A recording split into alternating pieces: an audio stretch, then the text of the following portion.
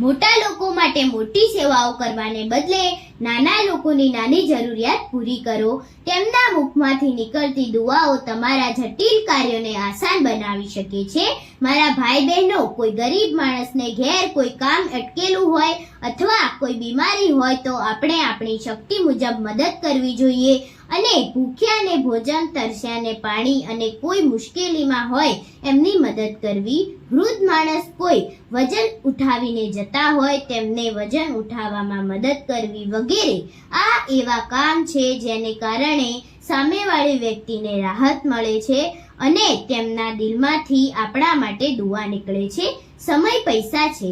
સમય બગાડવો એ પૈસા બગાડવા બરાબર છે. તે ક્યારેય ગરીબ નથી હોતો. સમયની કદર કરો. નવરા બેસી સમય બરબાદ ન કરો. પોતાના કામ ધંધામાં ધ્યાન આપો.